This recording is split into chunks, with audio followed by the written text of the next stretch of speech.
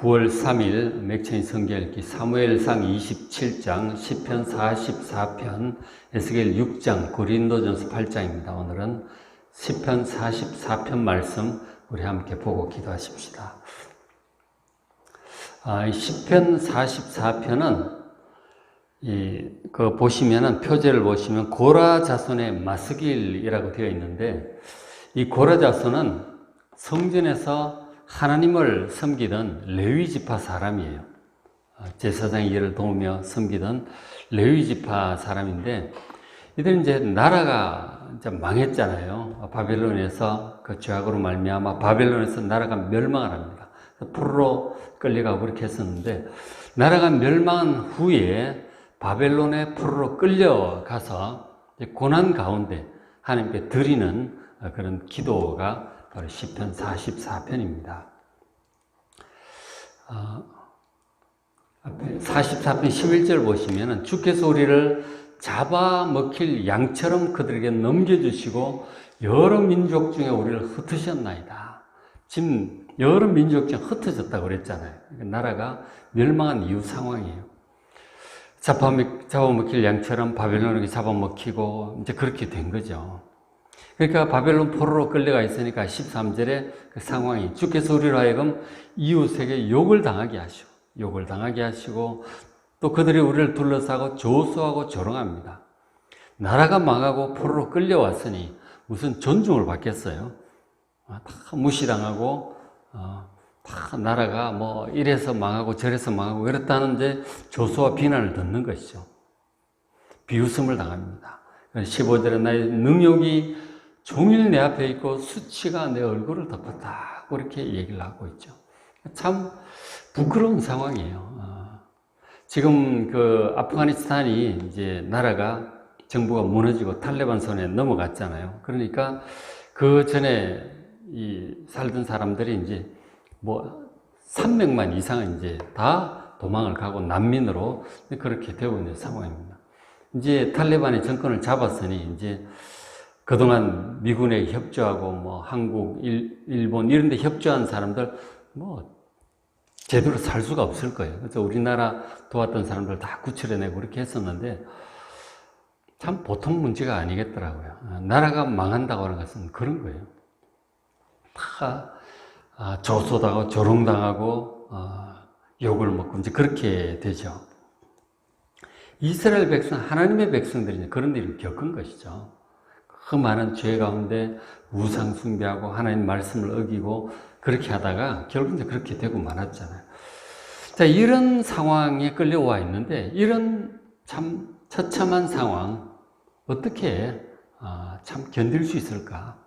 무슨 마음으로, 어떤 소망으로 어떻게 이 상황을 견딜 수 있을까? 참 어렵습니다. 그래서 이제 그 1절을 보시면은 44편 1절에 그런 상황을 어떻게 이기고 견딜 수 있는지 이제 이 고라 자손이 기도하면서 이제 인도하심을 따라 방향을 잡아가는 거예요. 심령을 이제 지키고 믿음을 지켜 나아가는 그런 모습을 보게 돼요. 그래서 믿음을 지키기 위해서 첫 번째 이제 깨달은 것이 뭐냐면 44편 1절에 하나님이여 주께서 우리 조상들의 날, 곧 옛날에 행하신 일을 그들이 우리에게 일러주매 우리가 우리 귀로 들었나이다, 그렇게 고백합니다. 주께서 주의 손으로 뭇 백성을 내쫓으시고 우리 조상들을 이 땅에 뿌리박게 하시며 번성하게 하셨나이다, 그렇게 고백을 하죠. 그러니까 나라가 멸망한 상황 가운데서 결국은 하나님은 없는 거야. 그리고 믿음을 포기하고 그렇게 떠나갈 수도 있어요. 그런데 고라 자손 같은 경우 하나님께서 이 조상들에게 역사하셨던 그것을 지금 기억을 해요. 하나님께서 우리 조상들의 날 옛적에 행하신 일을 이제 일러주네. 이제 부모를 통해서 듣고 성경을 통해서 듣고 내려오고 있잖아요. 우리도 지금 제가 설교를 하고 성경을 읽는 것이 하나님의 말씀, 기록된 하나님의 말씀, 과거에 역사하셨던 이 하나님의 말씀들을 우리가 기억을 하는 거예요. 마찬가지로 나라가 멸망한 가운데서 무엇을 기억했느냐면 과거에 하나님 살아계셔서 역사하셨던 그 일들을 기억을 하는 거예요. 그 2절 보면은 출애굽하고 가나안 땅을 정복하던 그때를 기억을 하는 것이죠. 주께서 주의 손으로 뭇 백성을 내쫓으시고 가나안 땅에 있던 원주민 7 족속을 내쫓으시고 우리 조상들 출애굽한 조상들을 이 땅에 뿌려박게 하시고 번성하게 하셨던 그런 일들을 기억을 합니다. 그러니까 하나님이 살아계시고 정말 애굽 땅에서 노예 생활하던 그것이 역사적인 사실이었잖아요. 하나님께서 모세와 아론을 보내시고 기적 같은 능력으로 출애굽을 시켜주셨어요. 하나님의 능력이 아니고서 어떻게 출애굽을 그 200만이 탈출을 하겠어요? 탈출을 했어요. 기적 같은 능력으로 탈출을 하시고 홍해 바다도 가르시고 광야에서 만나를 먹이시고 그리고 여호수아와 함께 이 가나안 땅을 정복하게 하셨잖아요. 그때도 요단강도 가르시고 기적 같은 방법으로 여리고성도 무너뜨리시고 다 점령하게 하신 것이죠. 그렇게 해서 땅을 나눠주시고 자유롭고 평안하고 번성하게 하셨던 그 역사를 그것은 하나님이 살아계시기 때문에 일어날 수 있었던 기적과 같은 일이었던 것이죠. 그런 것들을 이 포로로 끌려가 있는 이 백성들이 기억을 하는 거예요. 그 과거에 우리를 구원하셨고 기적과 같은 은혜를 베푸시고 다윗과 솔로몬을 통해서 성전도 지으시고 정말 놀랍게 번성하게 하셨던 그 하나님을 기억을 하는 것이 가장 중요합니다. 그래서 우리도 개인적으로도 마찬가지죠. 신앙생활 하다가 우리도 잘 되고 번성할 때가 있었는가 하면 그런가 하면 또 어려움을 당할 때도 있는 것이죠. 그 어려움을 당할 때 우리가 믿음이 떨어지지 않고 어떻게 해야 되느냐. 전에 하나님께서 역사하셨던 그것을 기억하는 것이 가장 중요합니다. 우리가 이제 어려운 일들을 때때로 당하는데 그런 일을 당할 때 가만히 기도하면서 떠올려 보면 전에도 그런 일을 우리가 또 당했었던 거예요. 뭐 애들이 아프기도 했고 경제적인 문제, 어려움을 당하기도 했고 교회의 어려움을 당하기도 했고 나라의 어려움을 당하기도 했고 그런 일들이 있었단 말이에요. 기억을 떠올려 보면 하나님께서 어떻게 도와주셨는지 여러분 기억이 나실 거예요. 과연 하나님 살아계셨고 우리의 그때도 기도를 들으셨고 도와주셨기 때문에 잘 극복했고 또 지금 여기까지 온 거란 말이에요. 저도 어려운 일을 당할 때마다 항상 기도하면서 그걸 기억을 해요. 비슷한 상황 전에도 있었어요. 하나님께서 어떻게 도와주셨는지, 어떻게 극복을 했는지 잘 떠올려 봅니다. 그러면서 하나님께서 지금도 살아계시지. 그것을 떠올리면서 믿음을 회복시키는 거예요. 그러니까 우리가 이제 어려운 일을 당할 때 이렇게 망한다든지 포로가 된다든지 아프다든지 큰 문제가 생겼을 때 당황하고 두려워하고 막 여기저기 뛰어다니기 전에 정말 하나님 앞에 무릎을 꿇고 간절히 기도하면 과거에 하나님께서 도와주셨던 그 사실을 여러분 기억하시게 될 것입니다. 그렇게 하셔서 하나님께 대한 믿음을 회복하는 것이 가장 시급합니다. 그렇게 해야 우리가 그 상황을 또 이길 수가 있어요. 하나님께서 여전히 이 자리에도 함께 계시고 분명히 이유가 있어서 이런 일들 허락하셨다는 것을 깨닫고 또 하나님께서 도와주실 것이라고 하는 믿음을 회복하는 여러분 되시길 바랍니다. 계속 이제 그런 기억을 하잖아요.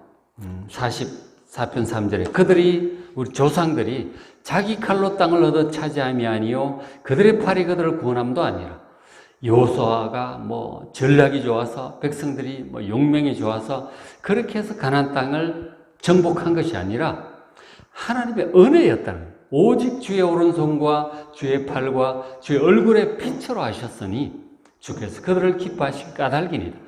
하나님께서 그들을 사랑하셨고 조상들의 한 언약을 지키시고 사랑하시고 능력으로 함께 하셨기 때문에 이 가나안 7 족속을 몰아내고 그 땅을 차지하고 번성할 수 있었던 거예요. 하나님께서 다윗과 솔로몬에게 복을 허락하셨으므로 강력한 나라를 이룰 수 있었던 거죠. 번성할 수 있었던 거예요. 그것이 하나님의 능력이고 하나님의 도우심이고 하나님의 사랑의 은혜였음을 기억을 하는 것이죠. 지금 상황도 포로 되어 있는 상황도 마찬가지고 우리가 개인적으로 어려움을 당한 상황도 마찬가지. 하나님의 은혜와 능력으로 극복하고 또 다시 회복되게 될 줄로 믿습니다. 그래서 이제 정말 중요한 것은 하나님과의 좋은 관계가 중요한 거예요.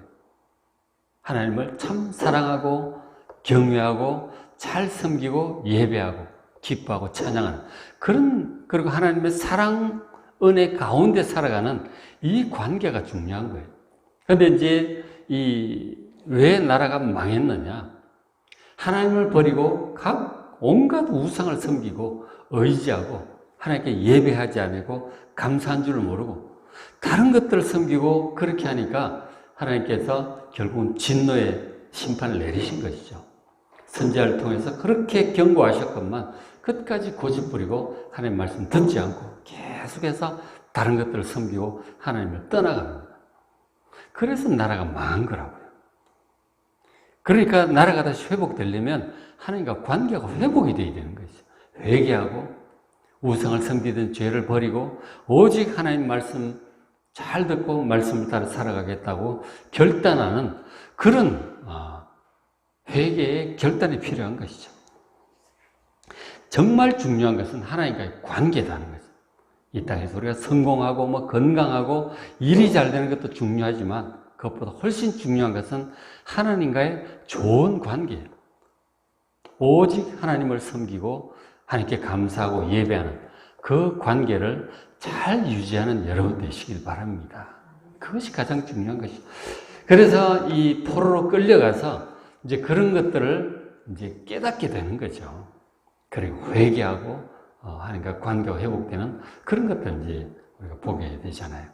44편 17절에 이 모든 일이 우리에게 임하였으나 나라가 망하고 포로로 끌려온 그 상황인 것이죠. 주위에 능욕을 당하고 이런 모든 것들이 임하였으나 우리가 주를 잊지 아니하고 하나님을 잊지 않고 주의 언약을 어기지 아니하였나이다. 조상들 때로부터 함께 하신 그 하나님을 잊지 않고 기도하는 거예요. 그죠? 성전이 없으니 예배도 드리지 못하고 이제 그랬겠죠. 초기에는. 나중에는 점점 또 모여서 회당을 짓고 거기서 회당식의 예배를 이제 드리게 되죠.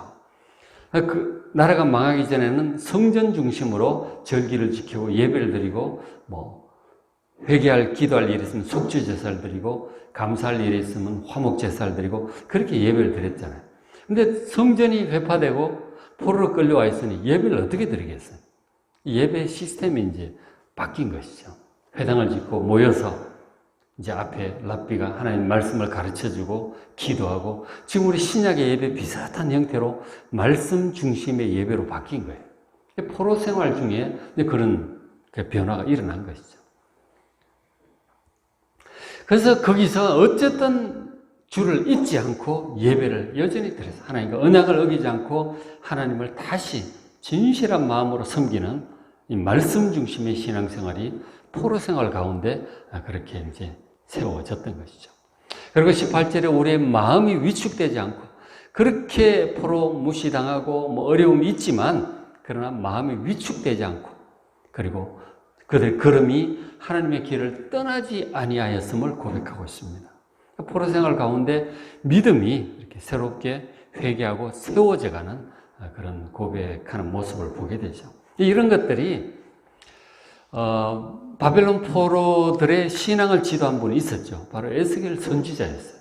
우리는 에스겔서를 같이 보고 있는데 이 에스겔 선지자를 통해서 나라가 망한 이유도 깨닫게 되고 그래서 회개하고 정말 말씀 중심으로 이 예배 형태가 이렇게 세워져 갔잖아요. 이것이 이제 큰 변화였던 것이죠. 새롭게 그들의 심령이 변화되었던 것입니다. 그래서 정말 중요한 것은 이렇게 잘못을 회개하고 심령이 주께로 돌아오고 믿음을 지키고 그리고 하나님 주시는 그 약속을 바라보며 나아가는 그것이 정말 중요한 것입니다. 하나님께서 에스겔 선지자를 통해서 나라의 멸망의 이유도 깨닫게 하고 그리고 하나님께서 반드시 나라를 회복시킬 것이다. 그렇게 하나님의 뜻을 깨닫게 하잖아요. 예레미야 선지자도 같이 얘기를 했고 70년 후에 나라가 회복될 것이다 하고 가르쳐 주셨기 때문에 회복될 그 예루살렘을, 새 예루살렘을 바라보면서 그들이 신앙생활을 이제 믿음을 지켜나갔던 것이죠. 결국은 그 믿음을 따라 70년 후에 세상이 바뀌게 되었고 나라가 회복할 수 있게 되었던 것이죠. 그래서 이제 이런 변화된 마음을 바벨론 포로들이 가질 수 있게 되었던 거예요. 자, 그런데 이제 현실은 지금 바벨론 포로 생활은 현실이에요. 그죠? 무시당하고, 조롱당하고, 그리고 그 포로로 끌려갔으니 무슨 생활 기반이 있겠어요?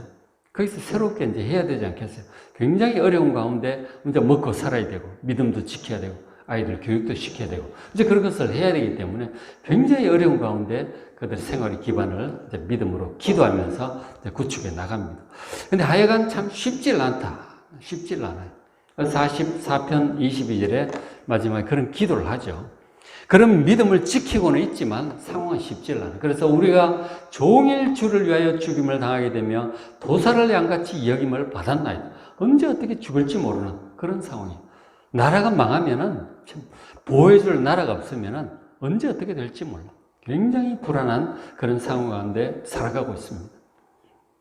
그래서 25절에 우리 영혼은 진토 속에 파묻히고 우리 몸은 땅에 붙었나이다. 죽을 지경이. 일어나 우리를 도우소서. 주의 인자심으로 말미암아 우리를 구원하소서. 하나님의 인자심을 의지하는 방법밖에 없어요. 기도하면서 살아가는 방법밖에 없는 거예요. 어떻게 하겠어요? 그래서 기도가 정말 안 할 수가 없는 거예요. 우리가 새벽 기도 나오는 것도 그렇잖아요. 그죠? 기도 제목이 있어서 나오고, 또 기도하다 보니 하나님과 이렇게 교통하는 것이 좋아서 나오고, 그렇게 이제 쭉 새벽 기도를 하게 되잖아요. 어려운 일이 있을 때는 정말 기도를 이제 할 수밖에 없어요. 그렇게 간절히 기도하면서 하나님의 은혜를 힘입어서 또 그때그때 이렇게 극복해 나가고 그들이 바빌론에서 정착을 할 수 있게 되었던 것이죠. 그래서 참 어려울 때는 기도밖에 없는 것이죠. 근데 그 22절에 이제 어디서 많이 본 구절 같죠. 우리가 종일 주를 위하여 죽임을 당하게 되며 도살을 양같이 여김을 받았나이다. 정말 항상 죽을 것 같은 그런 상황에서 살아가고 있는데 저 구절을 누가 인용을 하느냐 하면 사도 바울이 로마서 8장 26절에 인용을 해요. 그러니까 그리스도인들이 당하는 박해, 정말 언제 죽을지 모르는 그런 박해 가운데 살아갔던 것이죠. 초대교회 그리스도인들 그런 박해를 많이 당했잖아요. 많이 당했고, 특히 이제 사도 바울 같은 경우는 정말 언제 죽을지 모르는 그런 상황 가운데 박해를 참 많이 당했어요. 로마인들 가운데 돌아다니면서 복음을 전하니까 그들 가운데 있던 유대인들, 예수 믿지 않는 유대인들이, 이 복음을 방해하는 유대인들이 바울을 죽이려고 얼마나 많이 그렇게 쫓아다니는지 몰라요. 정말 기도하면서 피해 다니고 이제 그런 일들을 참 많이 겪었었어요. 그래서 이제 바울뿐만 아니라 초대 그리스도인들이 박해를 참 많이 받았어요. 그리고 나중에 로마의 네로 황제의 박해도 그렇고 이런 박해들을 이제 계속 받았기 때문에 그런 박해 상황 가운데서 사도 바울이 성령의 감동으로 시편 44편 22절을 떠올린 거예요. 우리가 종일 주를 위하여 죽임을 당하게 되며 도살을 양같이 여김을 받았나이다. 이런 하나님의 백성들의 박해 상황은 어느 시대나 있는 것이죠. 근데 저 구절을 인용하면서 사도 바울이 그 다음에 바로 이제 말하기를, 그러나 우리가 하나님 믿음으로 말미암아 이 모든 것을 넉넉히 이기나이다. 그렇게 고백하고 있는 것을 보게 됩니다. 위축되지 않아요. 하나님 믿음으로 그 마음이 위축되지 않고 믿음으로 나아가고 있는 것을 보게 되는 거죠. 하나님의 백성들은 세상이 위험해서 그렇게 재수 없어서 죽는 일은 절대로 없어요. 우리가 살고 죽는 것은 하나님의 손에 있음을 믿으시기 바랍니다. 참새 한 마리도 결코 땅에 떨어지는 법이 없는데 하나님의 백성들이 정말 이 박해 때문에 재수 없어서 약해서 죽겠습니까? 결코 그런 법은 없어요. 하나님 허락하셔야 우리가 사망이 끝나야 이제 갈 때 가는 것이지 이 환난 때문에 죽는 법은 없습니다. 결코 두려워하지 마시기 바랍니다. 그 시편도 보면은 1000명이 내 옆에 쓰러지고 10,000명이 내 왼쪽에 쓰러지나 나는 결코 두려워 아니하리로다. 담대하게 고백을 하죠. 그러니까 이 고라 자손도 하나님께 기도하고 그리고 저런 것들을 보면서 사도 바울도 초대교회 그리스도인과 함께 그렇게 기도를 하는 것입니다. 넉넉히 이긴다고 고백한 바 있었단 말이에요. 그것이 왜 그렇게 고백할 수 있냐면 하나님을 믿기 때문에 그렇고 이 또 고라 자손의 저 기도의 결과를 알기 때문에 그런 거예요. 고라 자손이 저렇게 기도를 했는데 어떻게 되었을까요? 하나님께서 기도를 들으시고 다 극복하게 하셨어요. 그리고 바벨론 포로 생활하고 있는 그 백성들과도 함께 하셨어요. 결국은 이제 이 바벨론 포로들이 저런 기도를 했단 말이에요. 저런 기도를 하나님께 들으시고 결국은 포로 생활을 그렇게 해서 70년이 지나서 세상이 바뀌었어요. 이 나라를 멸망시켰던 바벨론이 멸망하고 바사왕 고레스에 의해서 세상이 바뀌게 돼요. 그리고 바사왕 고레스가 이 페르시아를 이제 바벨론 쫓아내고 세우고 난 다음에 이 이스라엘 백성들 포로들에게 이제 칙령을 선포해서 예루살렘으로 돌아가서 성전을 재건하라고 칙령을 그렇게 내려줍니다. 바로 그것이 하나님의 응답이었던 것이죠. 오랜 기도를 들으시고 하나님께서 그렇게 역사하셨어요. 그래서 바벨론 포로들이 스룹바벨 그리고 대제사장 여호수아 그리고 에스라, 느헤미야 이런 분들과 함께 이제 예루살렘 성전도 재건하고 성벽도 재건하고 나라를 새롭게 세우게 되었던 것이죠. 그렇게 해서 이 레위인들도 다시 제사장들도 다시 돌아와서 고라 자손들도 다시 돌아와서 성전에서 하나님을 다시 섬기게 되었음을 믿으시기 바랍니다. 얼마나 감사한 일이에요. 그런 기도와 응답을 알기 때문에 사도 바울도 그렇게 또 담대하게 그렇게 선포할 수 있었던 것이죠. 자, 성도 여러분, 고난 가운데 기도합시다. 결코 믿음이 떨어지지 아니하도록 기도합시다. 과거에 우리에게 베풀어 주셨던 은혜들을 기억하시고 성경에 기록된 사건들을 기억하셔서 하나님께 대한 믿음을 회복시키시기 바랍니다. 마음 위축되지 마시고 언약을 붙드시고 하나님 붙드시고 믿음을 회복시키시기 바랍니다. 그리고 눈앞에 어려운 일들에 대해서 간절히 기도함으로 이기고 승리하는 여러분 되시기를 주의 이름으로 축복합니다. 우리 찬송하고 기도하겠습니다. 오늘 읽으실 말씀 사무엘상 27장, 시편 44편, 에스겔 6장, 고린도서 8장입니다. 제가 이제 말씀을 드리지만 여러분 직접 보시는 것이 중요합니다. 넉 장씩 소리내어서 이렇게 쭉 읽어보시면 30분이면 다 읽습니다. 좀 깨달은 것 적고 이렇게 하려면 1시간 정도 시간을 내시면 하루 넉 장씩 꾸준히 성경을 읽으시고 믿음을 잘 세워가는 여러분 되시길 바랍니다.